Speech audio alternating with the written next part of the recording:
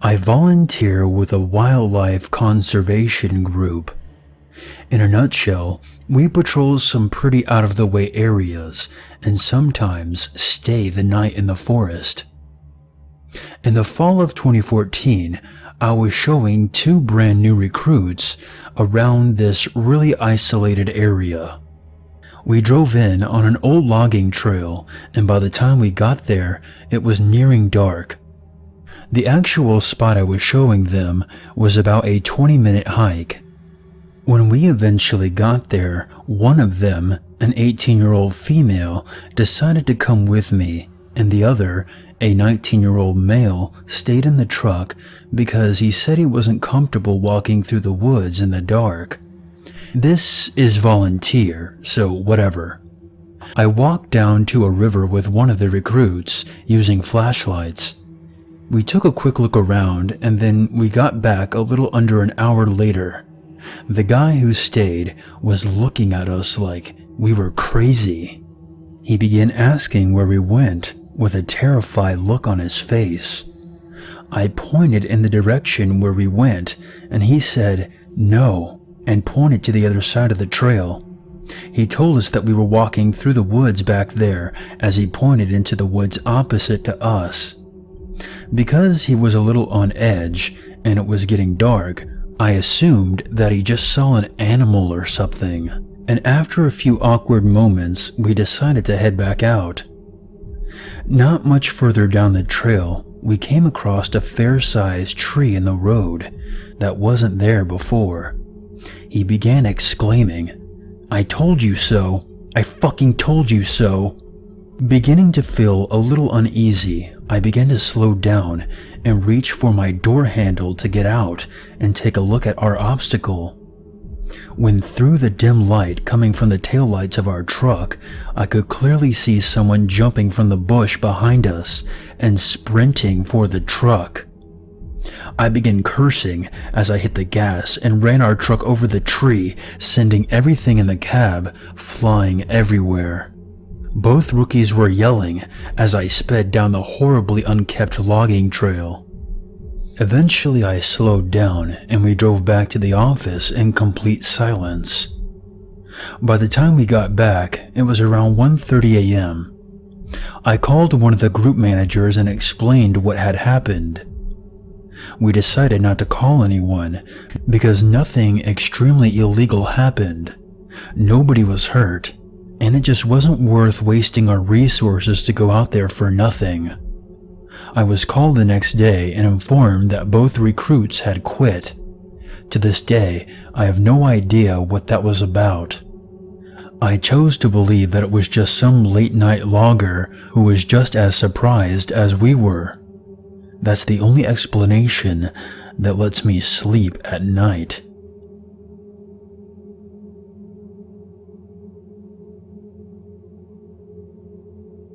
When I was 6 years old, my favorite thing to do was explore the woods by my house. I never went into the thicket alone. My friend Ethan liked to join me, but sometimes it was just me and my neighbor Katrina, who was 7 at the time. To get to the woodsy area, you first had to cross a large fallen tree over a small ravine, something that I would never do now, but at that age, I was fearless. My friends and I spent many days daring each other to cross back and forth over the tree without using our arms for balance. On one dreary summer day, I asked Ethan and Katrina to explore with me, but Ethan wasn't feeling too well, so we decided to stay home. Katrina and I set off to the obscure path that led to the fallen tree and spent a couple of hours in the woods. I remember the smell of the woods and the damp, slippery feel of the leaves beneath our feet. It had rained the night before, and the woods were electric with the sounds of birds chirping and water rushing through the ravine. We were entranced. I guess that's why we didn't hear the man approach us. My first thought was to get the hell out of there. I knew all about stranger danger, and I just had this weird feeling about the middle-aged man. Before I could tell Katrina what I was thinking, the man told us that we looked like great explorers and that he could really use our help. He said his puppy ran off into the woods and she wouldn't be able to take care of herself, so it was really important that we find her soon. I hesitated, but Katrina has always had a weakness for puppies, so she agreed to help him look. We set out to look for the missing puppy, but I just kept getting this weird feeling. Every time we walked towards the direction the man came from, he would tell us that he already looked over there and that we should keep to the other side. By that time, I was done. I was ready to nope the fuck out of there, but Katrina would not budge. I told her that I was leaving, and she told me that she was going to stay. I wanted to beg her to come with me, but I decided to leave without her because I couldn't stand being there any longer. I jogged back through the woods, careful not to slip on any of the damp leaves, but the fallen tree was covered in them, so I had to tiptoe my way across. Halfway across, a chill went through my body, leaving a trail of goosebumps on my skin, and I ran. I ran so fast that I forgot how slippery the log was. So I didn't realize that I was falling into the ravine until I had already hit the rocky bottom. I heard a loud crack and looked down to see that my femur was broken and sticking through my skin. Things got foggy after that, but I guess I screamed loud enough for the closest neighbors to call 911. I'm just happy that I screamed loud enough to save Katrina. The police and EMTs found me lying in the ravine, crying and grasping at my broken leg. The last thing I remember was pointing towards the woods and telling them to look for Katrina. I woke up the next day with my leg hooked up to the ceiling in traction in a world of pain. My mom was holding my hand, and she said that when I was ready, the police would like to talk to me. I asked if I was in trouble, but she said it wasn't anything like that. They just needed to ask me a few questions. A policeman came in and asked if I had seen a man in the woods before I broke my leg. I recounted the events that happened and asked if they had found Katrina. They had. When I left, the man started asking Katrina about her family and if she had any big scary brothers that would come looking for her if she was out too late. Their conversation was cut off by my screams, and Katrina immediately ran towards the sound. Luckily, the man's reflexes weren't as fast, and though he tried, he never caught up with her. She said that when she looked around at the end of the woods, he was running back into them. She thought that maybe he was going to get help. Turns out, there was no lost puppy. The police never found the creepy man, but they did find a bag hidden in the brushes by where we first spotted him. Inside the bag was some rope, duct tape, and a pair of binoculars. Sometimes I have nightmares about what could have happened that day, and even now I get chills when I go into the woods.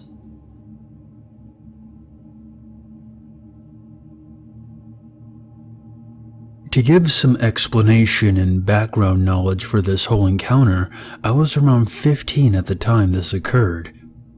I was camping out in the middle of nowhere with my family and part of my extended family, being my aunt, uncle, and cousins. I was the oldest kid in the RV, so you can probably understand how it felt to have no one else do the stupid crap I did back then with. With a good 2-year gap between me and the inferiors, it was almost like nirvana when I got to the campground and met other teenagers. These were all people we knew fairly well from previous camping trips, so it was considered normal to hit it off with them from the start and act like we've known each other forever within the hour. Now, on to the story.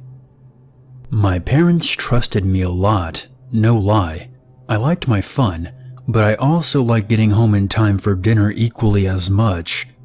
So when I was gone for most of the day with other people from the camp, they didn't think much of it. The only rule was that I had to be back at the RV in time to eat dinner, and before 8:30 in the evening. So picture this, a group of 6 teens, all 15 to 16, out in the middle of the woods with no adult supervision for the vast majority of the day. Just a recipe for success right there. On this particular day, we found a neat little deer trail that we hadn't seen in the 2 years we had been out there before. On second thought, though, it didn't really seem like a deer trail. It snaked through a really thick part of the underbrush. Maybe a foot of clear ground, clear of any branches going upwards. It's a really hard thing to pick out of the brush, unless you either were really looking or know where it is already. It was promptly explored, marked with a broken branch outside the entrance, and quickly forgotten. Except I remembered this little special tunnel. That night, while we were all eating dinner, one of the adults proposed that we played manhunt out in the woods at night. Not everyone was totally on board with this idea, but in the grand scheme of the plan, they were all squashed down like autumn leaves. Everyone got a flashlight, and everyone was assigned to a team. For those of you who aren't sure what manhunt is, here's an explanation. Everyone that is playing is given a flashlight. Then we're divided up into 2 groups. It's basically like a glorified flashlight tag, but there's a catch. As you catch people, you have to correctly identify who they are. And if you can, they join forces with the hunters. The last man standing gets a candy bar or something, whatever is being offered as a prize. This is how we played it anyways. For the first round, I get lumped in with the runners, those who are getting chased by the hunters. We get a 5-minute head start to run, climb up a tree, whatever the hell we want to do to evade the hunters. Usually, I'm the one up in the tree, but that never really worked out as the winning spot. So, to try to score a win for once, I decide to play the cat and use one surefire method of escape, and the hiding spot was the rude little path through the thicket. It took most of the head start time to find the damn thing because it was so well hidden and out of the way. As I passed a few hiding spots, I heard hushed, smothered whispering between siblings who were questioning my actions, like a bird's wings rustling when it's fluffing itself. It should be noted that I have bat hearing. My ears are possibly my greatest asset in this game. When I'm just reaching the destination, I hear the short blast of an air horn announcing that 5 minutes are up. I swan dove into this little path in the undergrowth, shuffling on my hands and knees until I'm about halfway in, crouching down like some huge malformed quail. The hunters are doing an initial sweep through the trails, looking for obvious hiders and people trying to change spots. When they finally reach me, they reach the dead end and go straight back. I try to readjust myself and crawl further into the tunnel. I honestly don't know how it happened, but I found an even more hidden path behind that one. And accidentally, I dragged my stupid body down the rabbit hole, except instead of ending in a dead end, this one ended in a slight hollow. I don't want to describe exactly what I found there. I'm sorry, I just can't. It was a younger looking woman, naked, covered in lacerations and stab wounds, in the fetal position. Her glassy, glazed eyes seemed to look straight through me. I won't go any further than that. I was too scared to scream. I froze there while dark burgundy stains formed on my jeans. I stood there in a pseudo-catatonic position like a marble carving for what seemed like hours, and then I heard someone else coming along that path.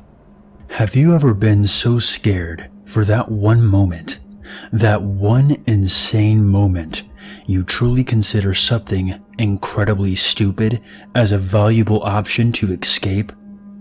That was one of those moments. I let out a short, trembling whimper and started moving. Whoever was on the path stopped and then eagerly started moving forward again. I could hear the panting, uneven breaths of a man. It was getting closer and closer to me by the second.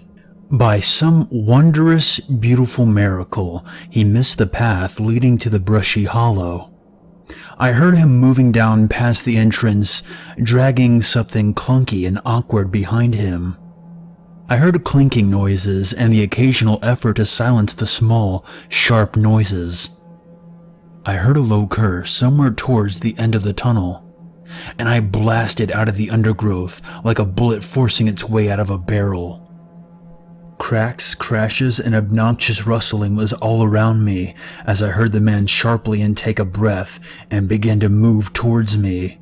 The hoarse, deep panting was getting closer and closer to me, a testament of how I was too slow at exiting. Somehow I exploded out of the entrance, got onto my wobbly, half-asleep legs, and started booking it down the trail. The unknown pursuer was close behind me for a bit, but it seemed that he was too exhausted to chase me at that same speed for long. I know everyone loves to rip on the fact that people always trip in horror movies, but honestly, tripping is something that I'm amazed I didn't do. With adrenaline coursing through me at the speed of a Usain bolt, trying to make my jello-like, unsteady walking appendages work to move away from whoever was behind me was like trying to run on water. It felt like an eternity, but I finally reached the main entrance running back into the camp.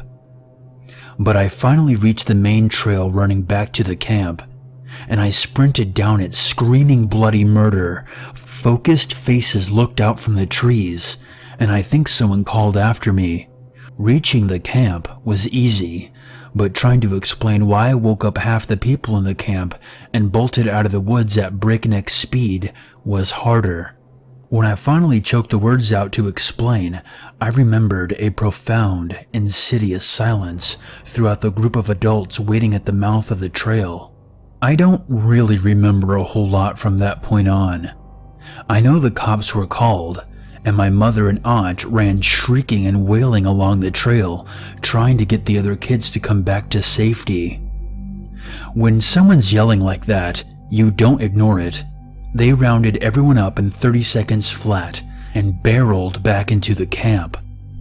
The police found a man out in the woods, creeping along the trail, clutching a knife and a black garbage bag with a plethora of sharp instruments, and they also found a saw that was abandoned on the trail with some speckled and smeared dried blood on it.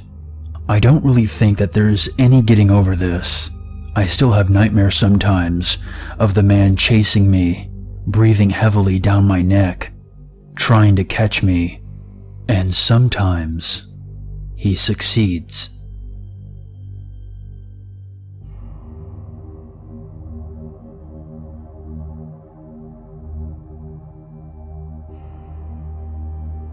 This happened circa 1971 or 1972, when my mother was about 14 or 15 years old.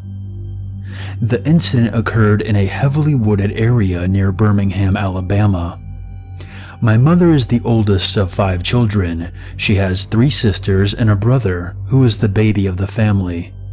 One weekend in the cooler months of the fall, my grandfather decided to take the whole family, my grandmother, my mother, and all the aunts and uncles, so 7 people total, into the woods for target practice with a rifle. My mother grew up quite poor, and they didn't always live in the best of neighborhoods, so my grandfather wanted to teach the kids how to defend themselves with a rifle, if need be. Like I said, it was later in the fall, so the trees were bare and there were lots of leaves on the ground. The wooded area is just off a dirt road, so this was a fairly isolated area that they were in. Since it was so far off the beaten path, my grandfather became startled when he heard a roar of a car engine so deep in the woods. My mother remembers the car being a blue Ford Galaxy, so it kind of looks something like this. Despite the fact that my grandfather had a gun, he totally freaked out and told my grandmother and the kids to hide under a pile of leaves in the woods. He hid with them. The man in the driver's seat got out, dragged a woman's body out of the car, and just dumped her there in the woods and drove away.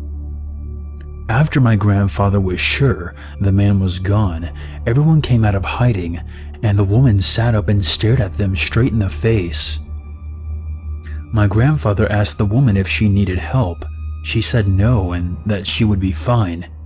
She didn't seem to be injured and obviously didn't want help. She hadn't put up a fight with the man when he was dragging her out of the car. She must have known him or something. So my grandfather cut the shooting lesson short and decided to rush the kids home to safety. Well, on the trail back to the dirt road where my grandfather had parked their car, they passed the man in the blue Ford Galaxy driving out of the woods. My mom looked over and noticed that he had a huge machete laying across the front seat beside him. My grandfather made sure that the man could see that he was carrying a rifle, but everyone was careful not to give away what they had just seen. The man struck up a small talk with my grandfather, asked him how he was doing and what they were doing out in the woods. My grandfather explained that he had just taken his family out for some target practice with the rifle. The man told him to have a nice day and continued driving. The next day, my grandfather went back out to that spot in the woods. There was not a body there. However, he did find the woman's wig, her purse, some Kleenex, and a pair of eyeglasses. He collected the items and took them home. According to my grandfather, that area of the woods was known for having shallow graves and being a dumping site for bodies. My mother became hysterical when he walked in the door carrying that stuff.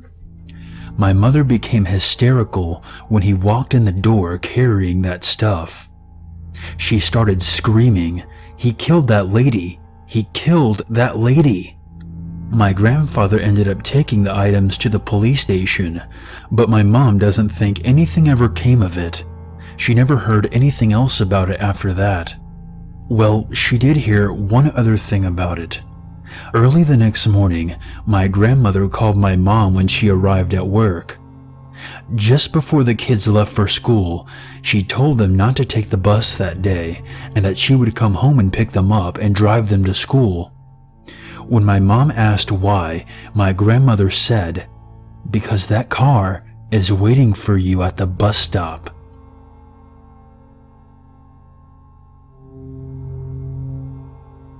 It was March during spring break. I was 16 at the time, and me and about 20 other people went out into the woods in Surrey County and got a cabin on this nice little retreat center. We planned on staying there for 4 days.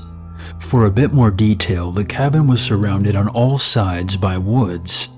To the west of the cabin were some hunting trails and a creepy abandoned trailer next to a small clearing with a single pine in the center. To the east was a large field. At the far end of the field, there is a slope leading down to a beach. When going down the slope to the right, there is an acre of higher elevation, and to the right of that was a valley that could be accessed from the beach. Anyway, on the last night, a group of about 8 of us decided that we would go down to the beach and sit around and sing songs while playing guitars. It was about 11 p.m. and everything was going fine, and then 3 of the guys decided that they would head back to the cabin to go get some food. They had been gone for about 10 minutes before one of the guys got a call from his brother.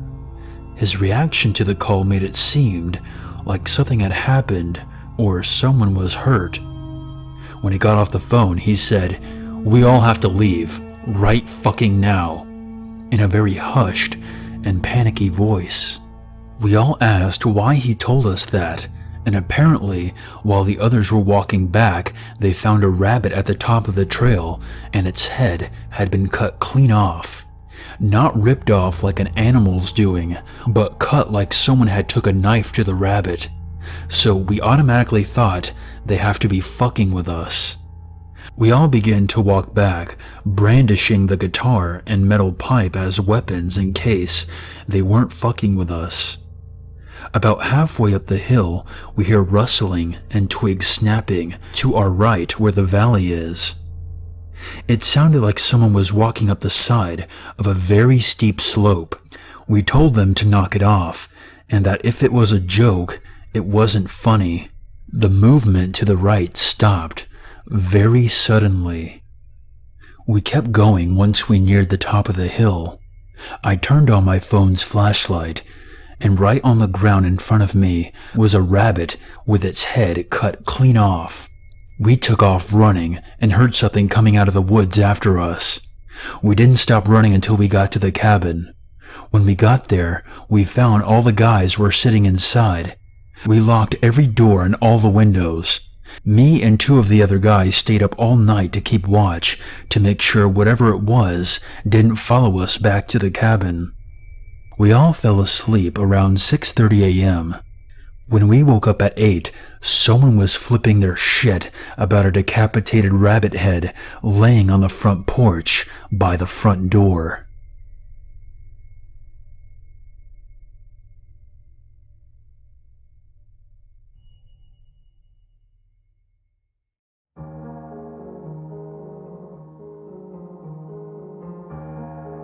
Thank you very much for watching.